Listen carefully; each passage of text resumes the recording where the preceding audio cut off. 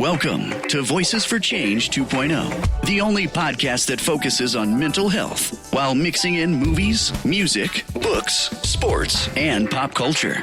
Here are your hosts, Rebecca and Joe Lombardo.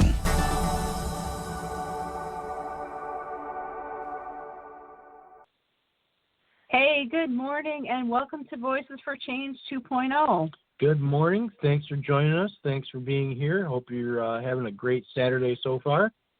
So ever since we first started to do a podcast, I've wanted today's guest to be on it. He was actually my very first choice. When we found out we were doing it, I said, we have to have Cory Chalmers. There's no question about it. And even though he's been a little bit elusive, we finally got him. So most people will know him from the show Hoarders. I personally have had nothing but the best experiences with Cory. He's kind, down to earth, and funny. And we're just excited to be chatting with him today. So please welcome to the show, Cory Chalmers. Thank you, guys. I have no idea who you just described, but it's good to be here. And sorry for being elusive. I've just been really busy. It's not that I didn't want to do this, and I was flattered to be your first desire. It's just been crazy. It really has. So sorry about that, but it's good to be here. Oh, it's no problem. Yeah, it's no problem at all. We're just glad that we finally got you, and we know that your franchises are expanding with your business, and everything is getting bigger and bigger for you. So we're really excited. You're a busy guy. Yeah, it is getting bigger and bigger, and I'm sure you're talking about my waistline. Thank you. That's been my actual work lately, is decreasing that. I'm de-hoarding my belt size, so. It's something that we all need to get on board with. Hey, just wanted to say really quick, Cory, thanks for talking to us. You've always been so kind to my wife, and she speaks so highly of you, and just really thank you for taking the time to be with us today. Yeah, definitely. It really is a pleasure, and I love talking about what I do and the experiences and educating people more in this disorder. So whatever, I can do to do that, I'm happy to do today. Great. Okay, so we don't think you have any questions for us, so we're just going to jump on in. Great. Okay, so you are obviously well known for the show Hoarders, but you've had your own business for quite some time now, correct? Yeah, this year is 22 years that we've been doing what we do, extreme cleaning. Wow, that's wild. How did you get into that field? Well, it's funny. I'm actually looking at a PowerPoint slide that I'm making for a lecture I have to do tomorrow. I was working as a paramedic and just going into homes, and actually at first it was just crime scenes. So walking into these homes as a paramedic and a fireman, and we would go in and we would, unfortunately, most of the time in these situations, pronounce someone dead after a suicide or some tragedy. And all I remember is always seeing the family and just how distraught, and to picture these hysterically crying people then have to get on their hands and knees and clean up the remains of their loved one just ate away at me, constantly. And I'd always ask the police, what are you going to do for these people? And they would say, I don't care. I'm doing my report and I'm out of here. That's my job. Not that they were, that mean or cruel, but no one ever thinks about what happens, to the families and stuff when people left. When the authorities leave. So my business actually started just as a biohazard crime scene cleanup company, but in the first year, we got a lot of calls for hoarding and just, gross filth and squalor and things like that. And there were no resources, 22 years ago for any of these things. So it just kind of sprung out of nowhere. I told my wife after a really bad crime scene, or actually it was a suicide one night, and I just went home and I said, I have to do something. I don't care if it makes money or not, but I just cannot picture another person having to deal with this alone. It sounds heartbreaking, going into those situations and seeing that. God bless you for making that decision. Yeah, it is. I mean, I'll tell you the story of the one that really triggered me if you want. I'll keep the gruesome stuff out of it, but if you have time, I'd be happy to. Yeah, absolutely. Yeah. All right. So this was already on my mind, like I said, just going on these calls. But we got a call one night for a suicide. We were the first ones there, so there were, no police, nobody there yet. We walk in, and as soon as we open the front door, I see the wife sitting on the arm of the couch, not even on the cushions, and she has blood all over her. And she is hysterical. She's trembling. She's crying. She just points down the hallway towards a bathroom. And as we turn into the hallway, we can see where her hands were holding herself up as she walked out to the living room, just streaks of blood. And we open the bathroom door, and there's her husband. And he had killed himself with a handgun. Unfortunately, shot himself in the head. So there was not a lot of things left, and the mess in there was just unbelievable. He was also a hemophiliac, so his blood didn't clot, so the entire floor was red. And just, seeing her covered in blood, that means she was in there holding him, and even that in and of itself is so traumatic to picture. But then for her to have to go into that bathroom and deal with what was literally on the ceiling, walls everywhere, that's the one that I went home and said, no more. I have to give people an option, even if it's only the people that I come in direct contact with. So that was the one that just, to this day, bothers me. Just terrible. I can't even imagine. Yeah, that's heartbreaking, and, I don't think people think of that type of thing when a tragedy like that happens, especially when it's, something like a gunshot wound or whatever, Yeah. When you watch the news, and the first 10 minutes are just stories of shootings, stabbings, death. And you think each one of those has so many people around them that are not only losing a loved one, but they have this other stuff to deal with. So even if I make that tragedy 0.01% better, it's something, And the sad part is a loved one that cleans up something like that after their loved one passes away is 75% more likely to kill themselves. So that's a pretty staggering number to think about. That's a hard statistic that I've never heard before. Quite honestly, you don't think about something like that. No. So we can move on. It's kind of depressing. Sorry to start this way. But when you ask the question, you're going to get the answers. Actually, my next question is still in the crime scene area, but not gruesome, I hope. I'm not sure if you can talk about it or not, but, for some of the crime scene cleanups that you've done, are there any high-profile cases you've worked on that we might have heard of? So, yes, there is some that we've done, but they all require us to sign confidentiality notices. So it's something that I cannot talk about. And, not that I'm some big movie star, but just knowing their position and stuff, I kind of get it a little bit more. So I think people call us more often because they think that I can maybe relate a little bit better about keeping things confidential. Sure. But not even just crime scenes, but we do a lot of like a lot of the germ phobes out there, we do a lot of high profile, just heavy duty cleaning and disinfecting of a lot of movie stars, musicians' homes, whenever they move in, move out, because they are so afraid of, bugs. Right. No, and I get that. That's cool that you guys go in and do that too, because I wish that was something we thought of when we moved in here 11 years ago, we went through cleaning. We might not have moved in. Yeah, there's that. Yeah, don't use a black light ever.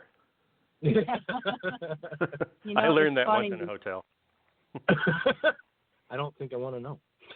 It's funny. I'm actually sort of, I'm slacking off a little bit in my old age, but I'm actually sort of a clean freak in a sense, and I like things to be certain ways. And, if we go to a hotel, I bring a can of Lysol, and before we touch anything, I spray everything down. And it's not a small can of Lysol. I'm talking, it's the big industrial size can, and that's all you breathe the entire time you're in the hotel room.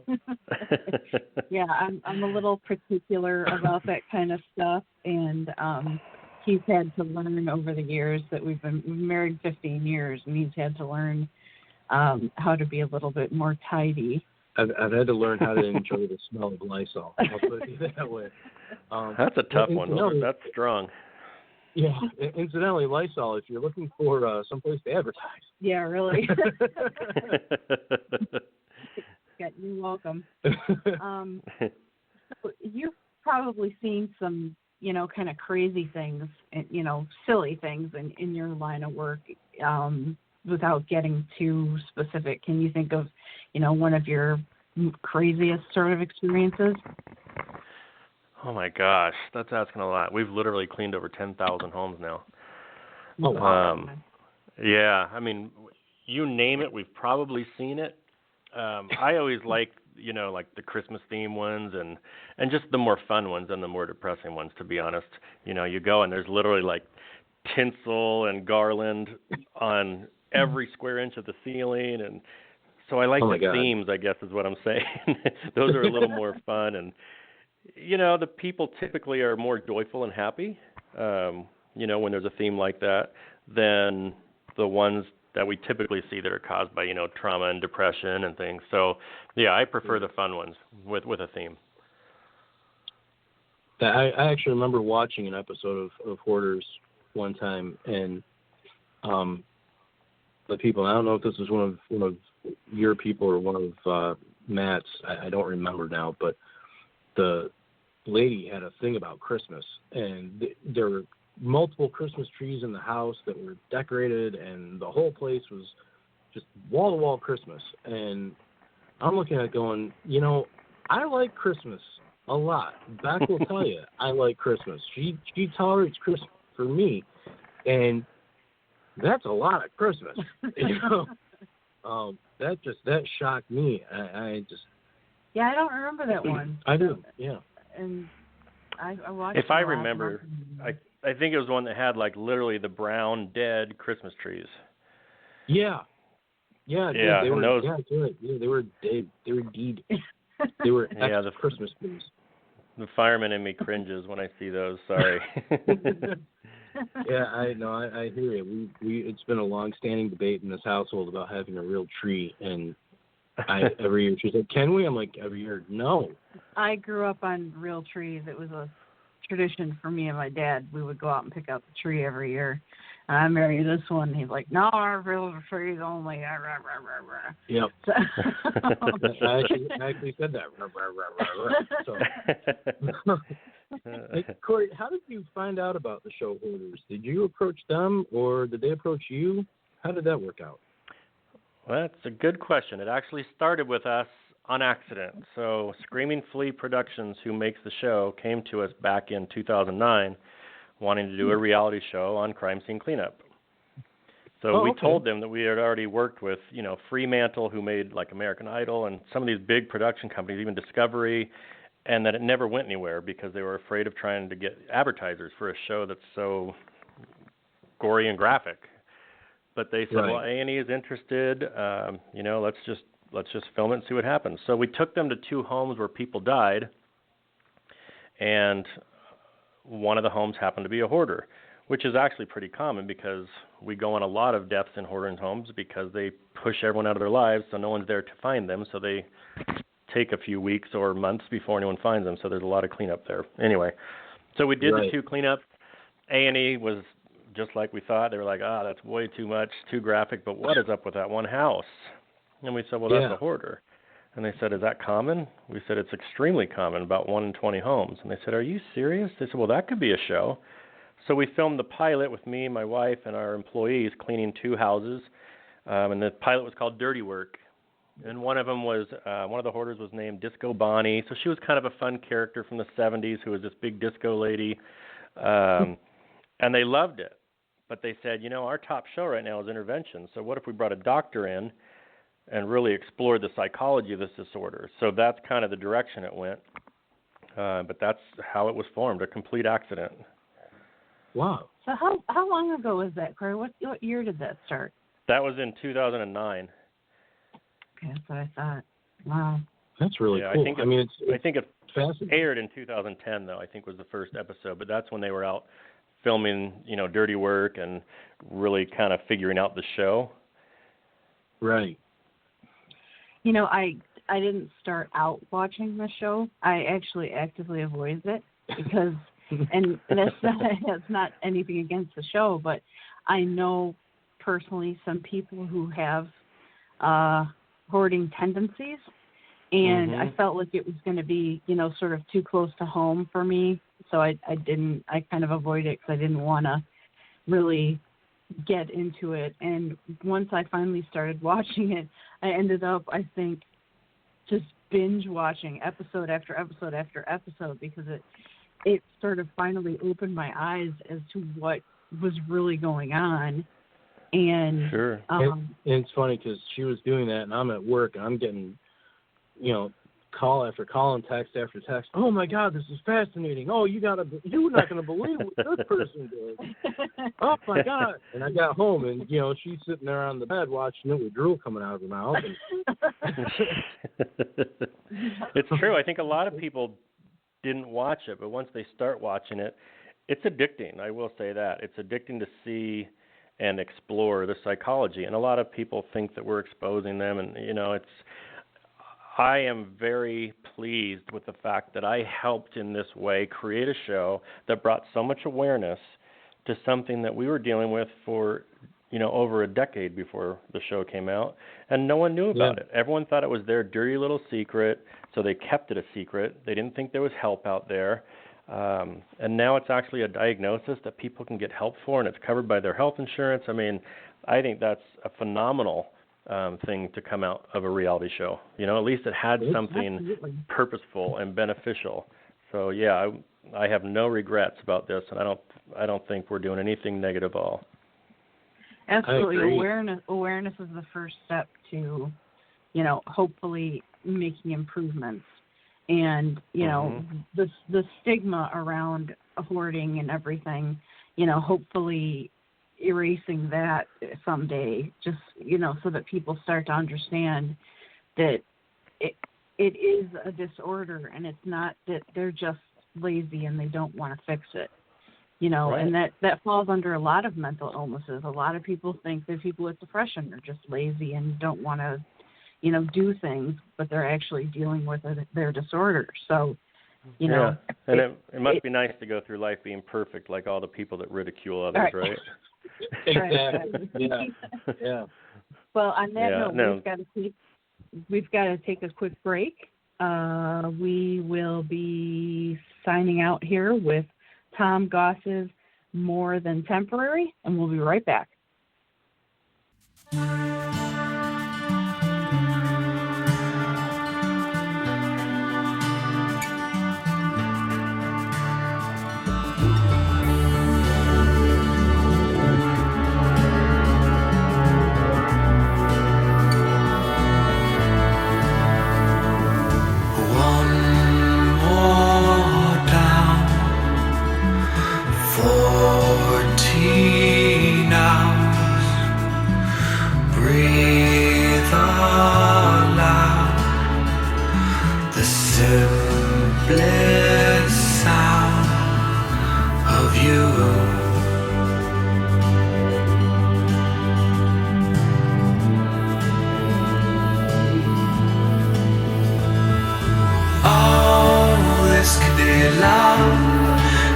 Like it's something more than temporary. Oh, just waking up. It's more than the sun that creates this Sunday morning now.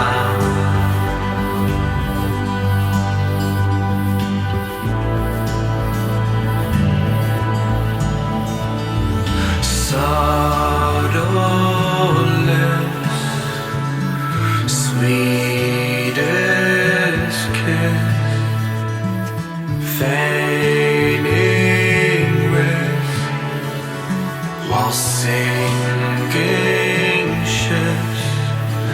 It's true. All because of you. Oh, this could be love.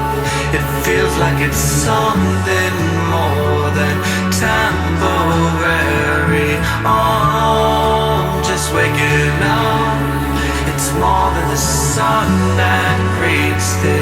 Sunday morning now.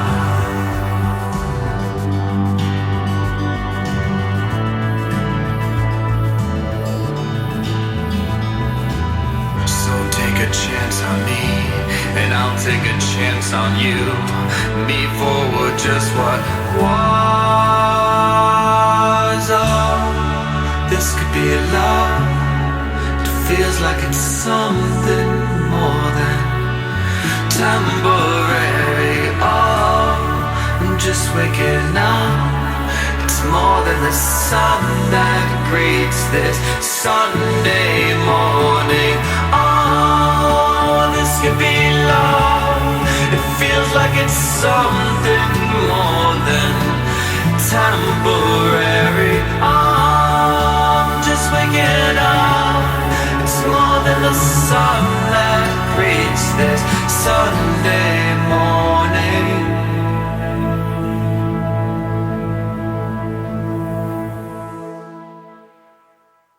Back to Voices for Change 2.0. We're glad that you are with us today.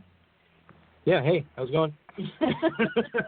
Today we are speaking to Mr. Cory Chalmers, best known for the show Hoarders, and he also has a really popular business in his area, and he's, you know what, can we fix that? Scratch that, Scott. Redo the opening. Yeah, go ahead. Sorry, I was listening only mode. Go ahead. Okay. Hello and welcome back to Voices for Change 2.0. We are here with Mr. Cory Chalmers, and we're very excited to be talking with him today. Hey, how's it going? Hello. Hello. On a personal note, Cory, you are actually one of the reasons I kept watching the show.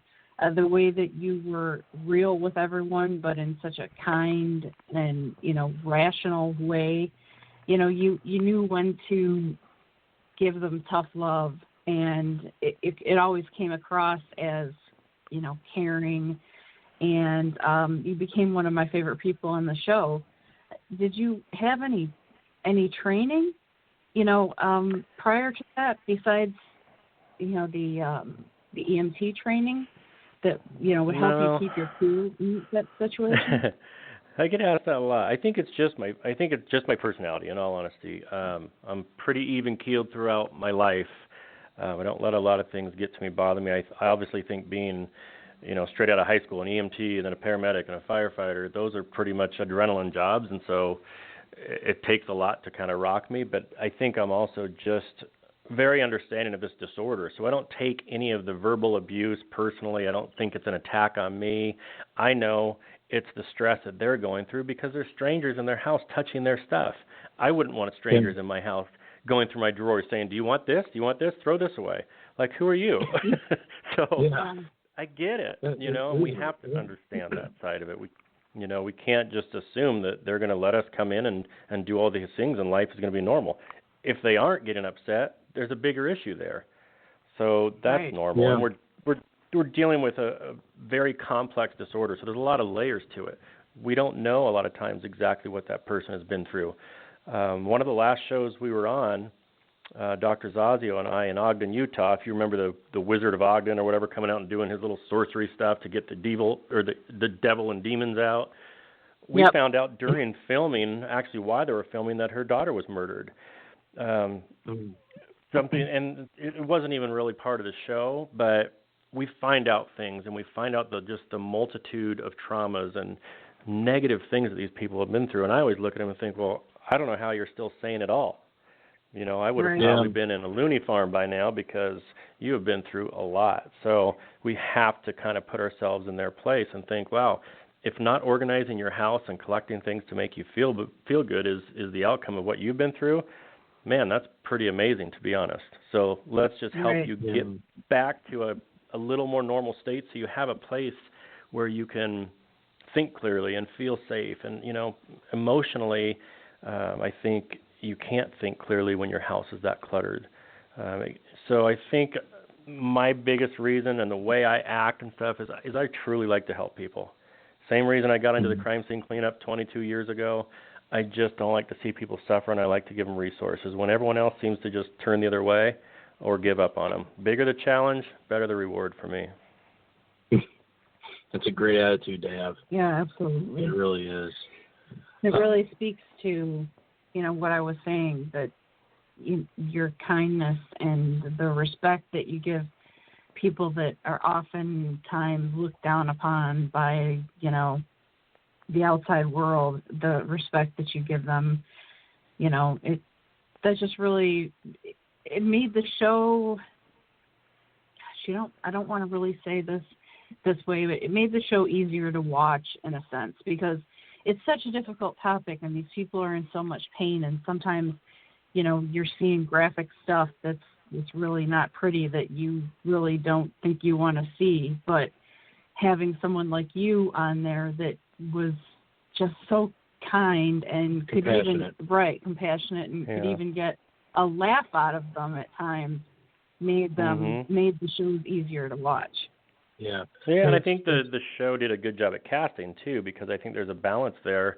Matt has a totally different style than me.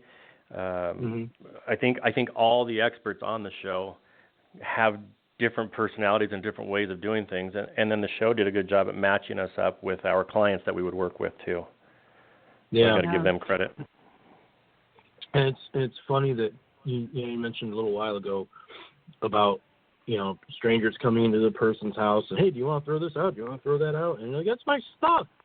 Beck and I actually had a conversation about this not too long ago, because you can watch the show being an outsider and get completely frustrated with the person, with the hoarder, and they're like, well, just let go of it. But until you actually put yourself in that person's shoes and go, well, wait a minute, that's not my stuff. I'm fine with throwing that stuff out. But for them, they're emotionally invested in everything they've got in that house, and even down to the smallest details. So, when you look at it from that point of view, it's like, trying to let go of decades worth of stuff that to the outside person is completely immaterial.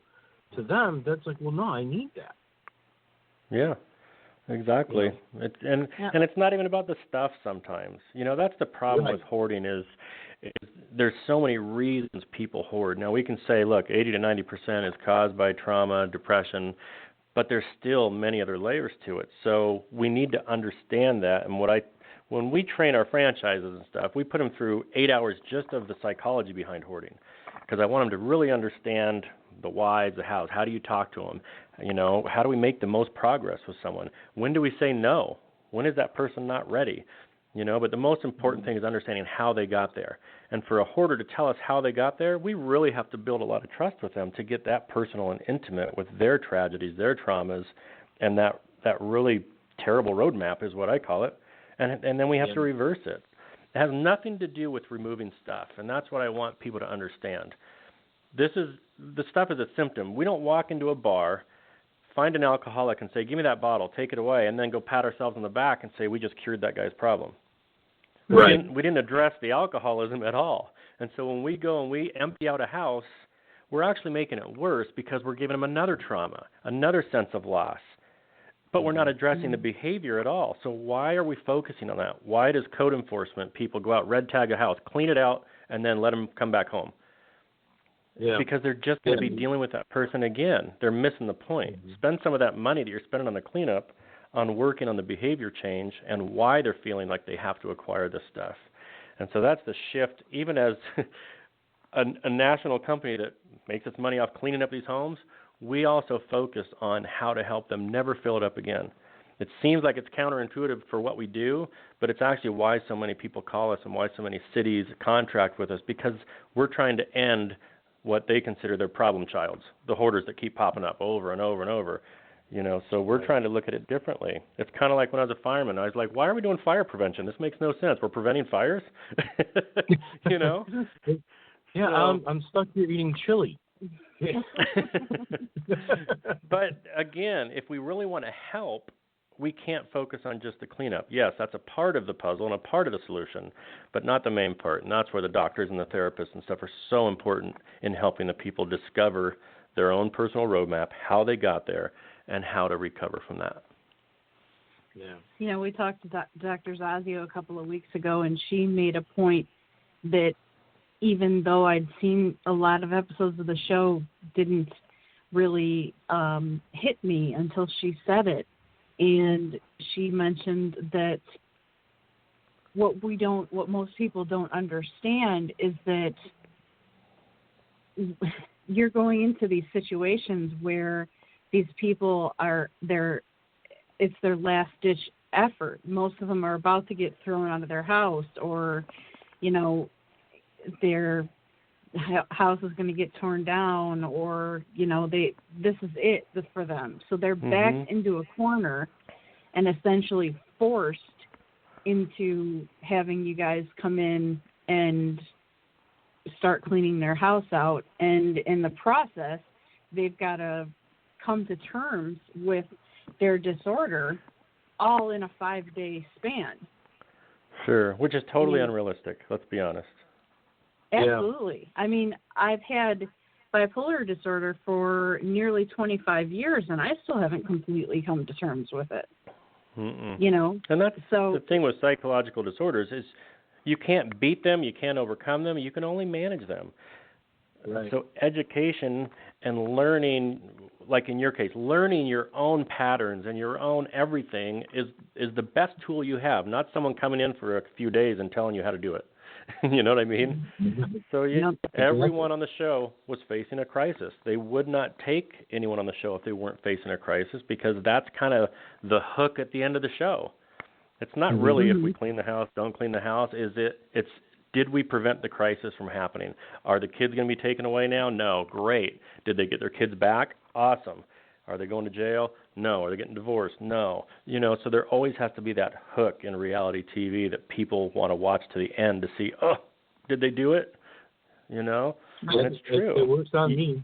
I'm always like, she'll have the show on and I'll watch it. And, oh, okay, what's going on? Oh, all right, well, how's this end? You know? Yeah, well, he'll watch it, but he will not let me turn Hoarders on at dinner time. No.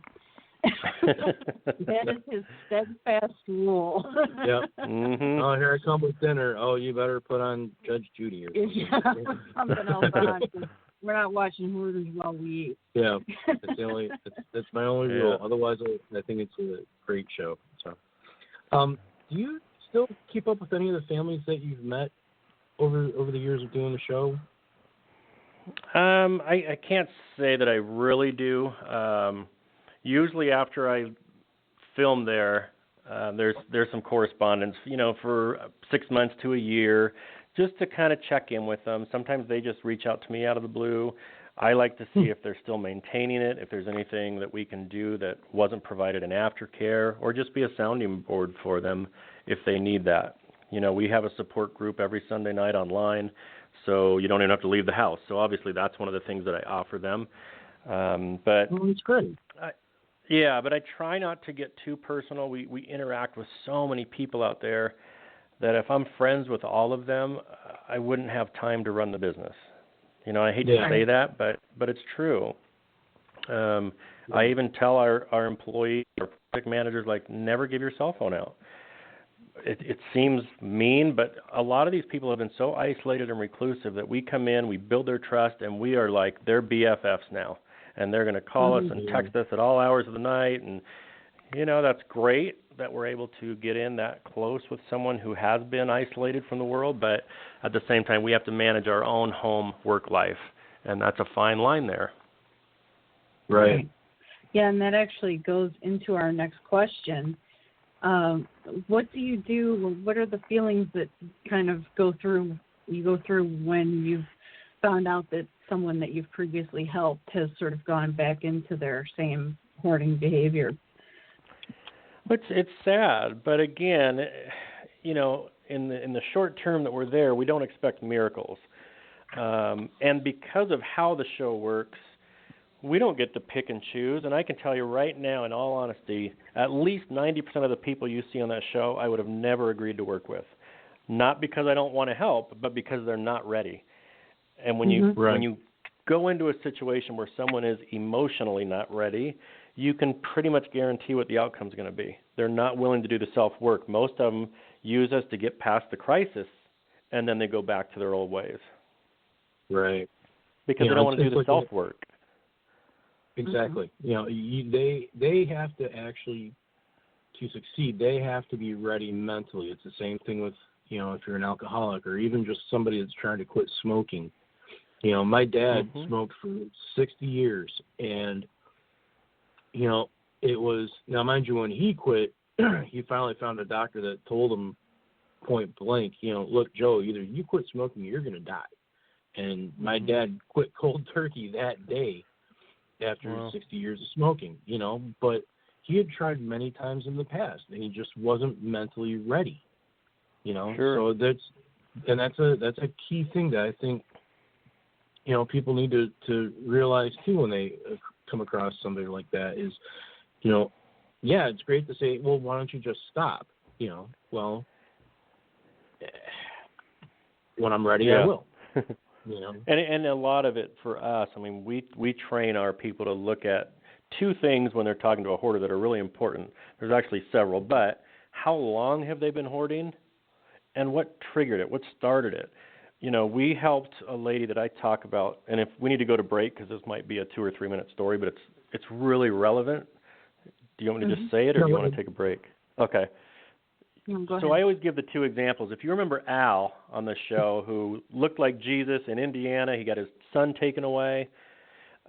We went back there twice. So I was at his house on three different episodes. And in the third one, he finally got his son back. But here was a guy who was given every opportunity. He was very difficult to work with. The city was on him. They already took his child away. I still couldn't get him to get rid of stuff. Years went by, and he finally did enough to get his son home. Probably one of the that by far, I shouldn't even say probably, that by far is my favorite episode, is the third revisit when Frankie's home at Al's house.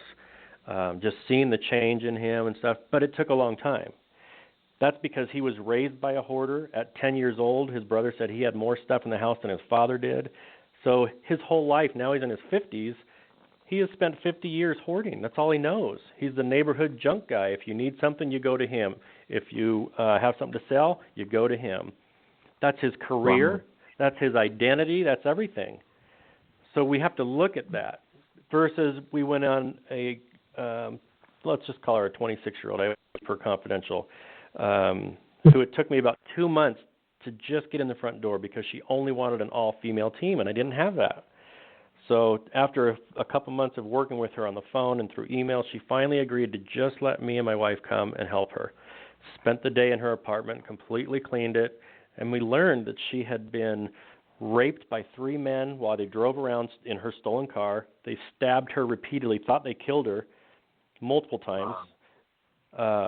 So here is this fighter and survivor, but that took a toll on her to the point where she had to move because she was so fearful for her life because they didn't catch them.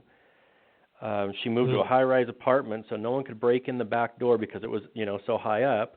She hoarded it and said, well, I had given up on everything, so that's why. But I also thought, well, if they walk in the door, I'll hear them step on something or they'll turn and run because it looks so gross. She became morbidly obese because she didn't want anyone to think she was attractive to want to rape her again. So 2 totally different stories, but if you open their front doors, they're both hoarders. The difference is she went through something very tragic that if we can get her the proper trauma and grief counseling and therapy to deal with that, she's only been hoarding for 1.5 years. So we look at those and say just on the surface, she is going to be easier to deal with on the hoarding side of things by far than this guy who his money depends on it. That's his career. That's all he knows. He needs to redevelop himself completely and find an entirely new life. Yeah. So there's a lot to look at in these stories, and that's why understanding who you're working with is almost more important. It is more important than going and seeing their stuff and how much of it there is. I want to know them. I want to know their story. I want to know how they got here.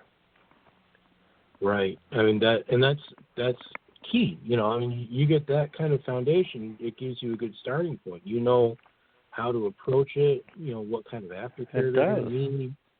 And that rape lady today still reaches out to me every 6 months, sends me video. She just sent me a video of her new home that she bought with her own money. She has a new job. She was in Vegas when this happened, and she moved out here to California. Sent me a video walking me through her house, showing how clean it still is, and thanking me and my wife for changing her life. Like, I'm sorry. Wow. Like, this is the reason I left the fire department and being a paramedic, because I know for a fact I'm saving more lives doing this than I was as a paramedic. Call it corny, but no paramedic call I ever went on did someone send me a video for 10 minutes saying thank you, look at my life, look at how great everything is. Yeah. It's not corny.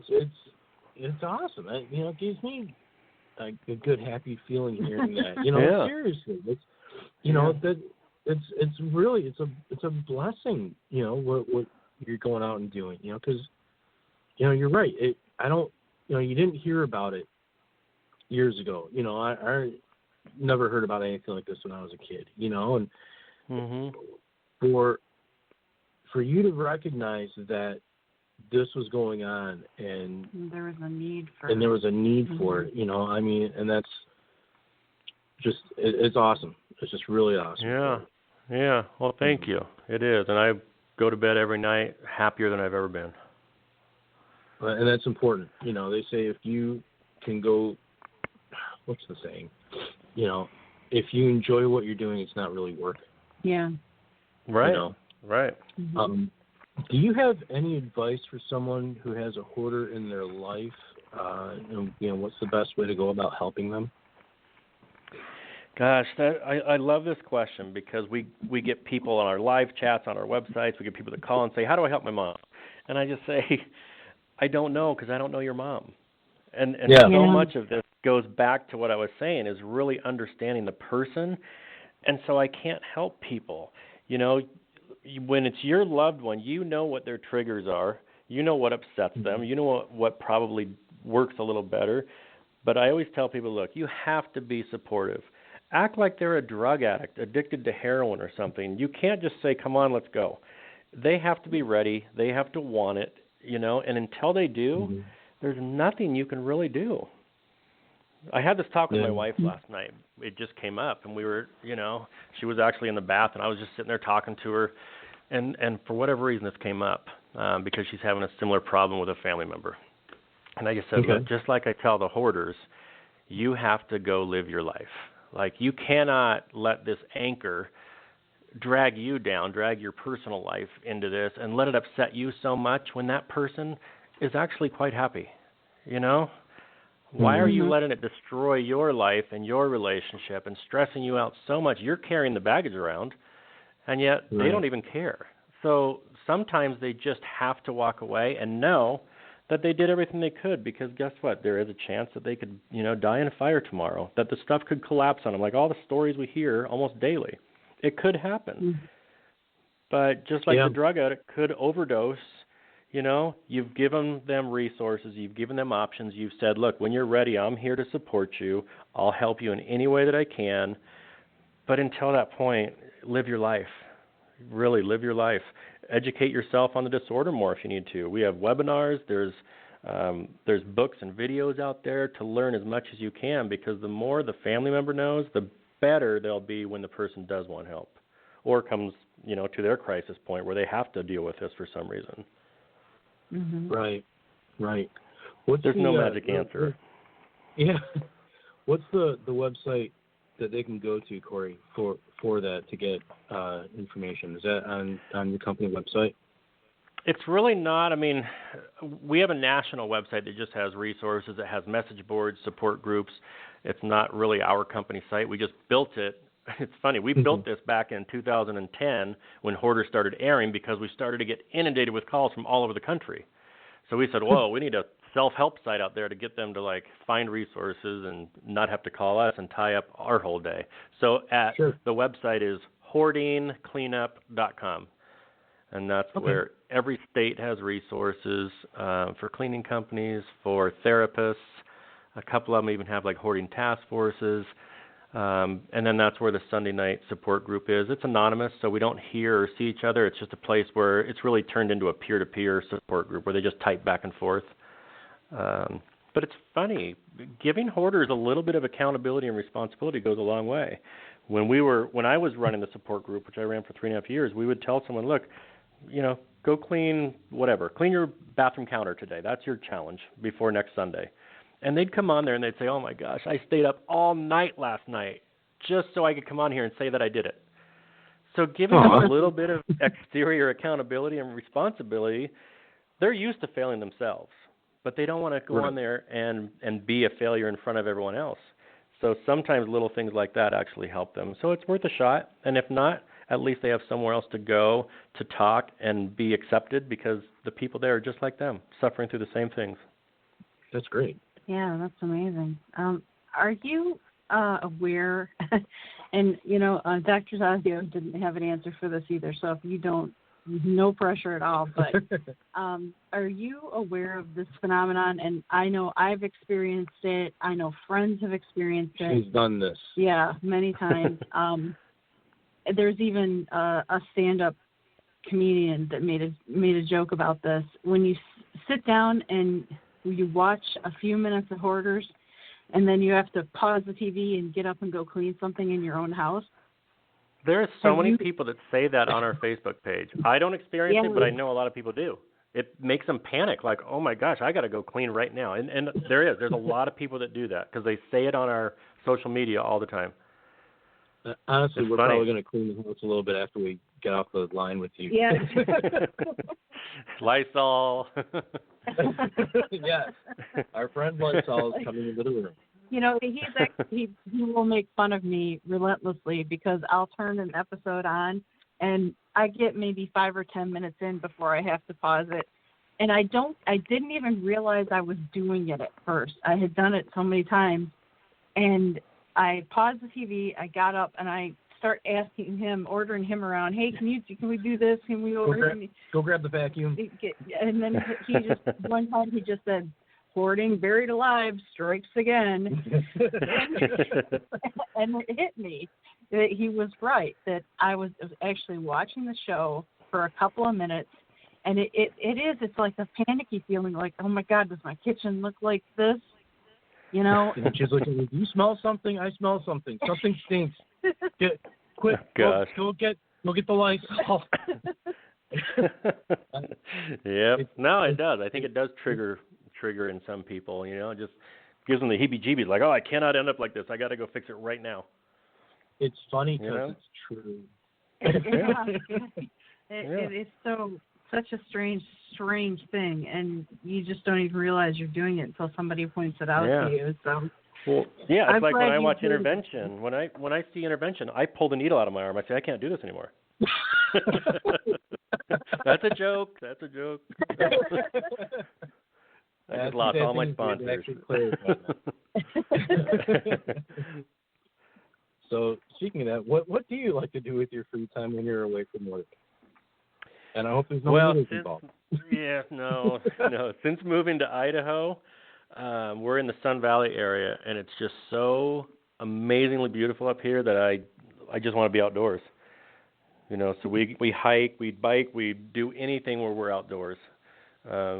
That's kind of my getaway. And every day I get off work, I walk. Not right now because the snow is about 10 feet deep, but when I get off work, when there's no snow, I walk up, it's about 1.5 miles up this mountain behind our house, and then back down. And that just kind of re-energizes me, clears my head, gets rid of the stress or anything that I'm going to bring home to my family. I'm just outdoor is me all the way. That sounds awesome. I've told her for years that, if we ever leave, because we're in Michigan, we're in a suburb of Detroit, so it's about as urban as you can get. And I've told her many times I would love to move somewhere farther west where you look out the window and you see mountains in the background. I would just that is a dream to me. Plus you've got that awesome dog that your wife rescued that I'm in love with.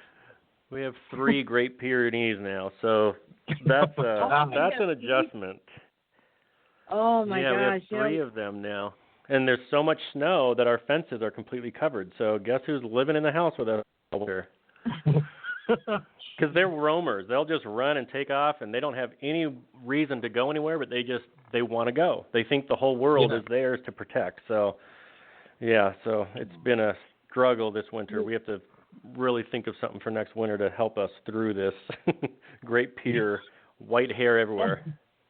Oh, man. Yeah, Joe and I started in 2011. We started a pet sitting business, and we had it for roughly 4 years. And one of the first clients we had a Great Pyrenees and another little, sort of like a Maltese or something. Mm-hmm. And our house is tiny. I mean, it's perfect for just the two of us, but it's small. And it's like literally having a polar bear walking around your house. Right? And seriously, this guy, he was afraid of thunder, fireworks, everything. So, and we got 2 thunderstorms while he was with us. And he would go into our bathroom and wrap himself around our toilet in fear. And so I'm like vaulting over the stuff. Yeah, and they're shedders. I mean, they shed bad. Yeah. So I go to the store and I look like the crazy cat lady. I know people are looking at me like a hoarder. They're so great, though. They're such a great breed of dog. Like, I've never met one that I didn't like. Yeah, they're amazing. Their personalities are just so mellow, and they're cool. I mean, the first one we got was a stray, and we just rescued it. Didn't even really know anything about them, and that was a week before we were moving from California to Idaho, so it was meant to be because they're snow dogs. Yeah. And then once we got that, we were like, that's all we want, because we're going to get livestock and stuff out here, so they protect very well. Oh, that's cool. Absolutely. And please tell me that you're going to start growing potatoes, too, while you're in Idaho. Well, we do have garden beds, and my wife has not figured out much that will grow here except potatoes, but that's not very exciting to look at in our garden, so we'll figure out. I'll put some plastic flowers out there or something. Hey, that's not funny. I've had to do that because I have a brown thumb. I cannot get anything to grow to save my life. So I have actually put plastic flowers out in front of our house before. And the funny thing is people have driven by and said, "Wow, your flowers look so great this year." Why, thank you. Yeah. What comes next for you, Cory? Do you have any big plans for the future?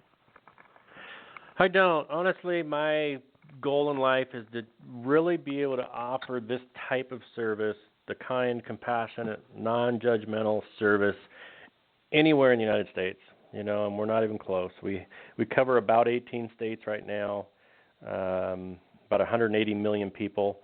Some of our franchises will go to other states if they really, need the help, but I just want someone to be able to get help, whether they're a victim of a crime, a suicide, a loved one of a trauma, or someone that suffers through hoarding. This stuff happens so often that I hate to think that there's people out there that either don't know there's help out there or can't afford it. Just anything that we can do to better this world in our arena, I would love to do. Well, and you obviously have. I mean, I don't know the statistics on how many people you've helped, but even just for the ones that you've helped on this show is a pretty decent amount. And if you're talking about you're in 18 states, I guarantee that you guys are helping more people than anyone's ever been able to reach. So, we just really, really have so much respect for you and everything that you've accomplished. And yes, I definitely know that whatever you set your mind to, you can get done. So, thank you on behalf of, everyone that has any interest in the show. I'm not trying not to get emotional because I have a tendency to tear up every time we do one of these shows. Yeah. You get weepy. And then you know who gets to help her through the whole thing when she starts getting weepy, don't you? That's right. Well, you're gonna have to help both of us because if she cries, I'm gonna cry. It's gonna be a huge mess. Now knock it out. I can hug her. All I can do is tell you through the phone, hey, attaboy. Thank you. It's awesome being on here. I appreciate the opportunity to be on here and just, not just tell my story, but let people know about the truths behind hoarding and let people know there's options out there. That's all. They're not alone. Even if it's just a support group or a message board, do something to get it out and don't keep it all bottled in, because that's usually what creates all this stuff. So anything we can do to help those that suffer from it, we're more than happy to. So thanks for the time on the show to kind of let people discover that about us. Absolutely. Yeah. And we're so grateful that you were able to come on today, and it's been a lot of fun. It's been even more fun than I anticipated it would be. So. Absolutely. I think it would be the best. But, all right, guys. Well, thank you again. Hey, no problem. Thank you for taking the time to be with us today. I know you're a busy guy. We hope you have a great day. And absolutely. And I'll email you, Cory, when the show is going to air in April. I'll email a link to you, and you can listen to it and pass it around if you like, and it'll be good. So, again, thank you so much, and we just hope you have a good rest of your week. Yep, enjoy the snow. All right. Thanks, guys. And thanks all you listening. Okay, hang on for just 1 minute. Stay online for just 1 minute, Cory. We are going to close out with Nico's Two Hearts.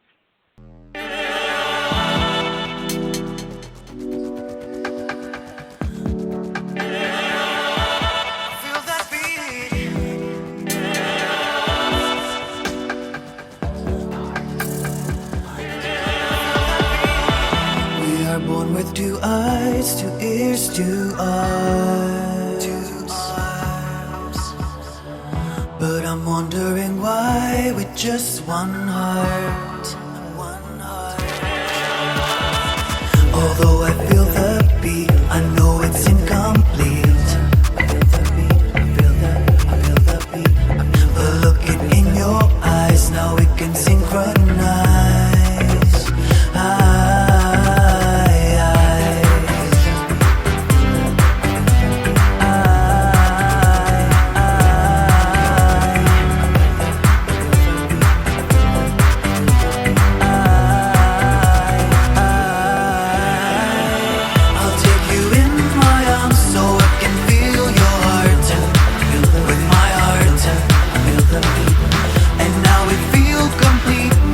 Other's beat. Two hearts, two hearts, two hearts.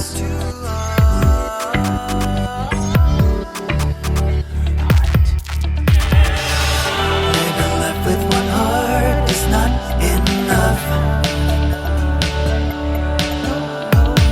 One heart is just not too strong to carry on. Although I feel the beat, I know it's incomplete. But looking in your eyes, now we can synchronize.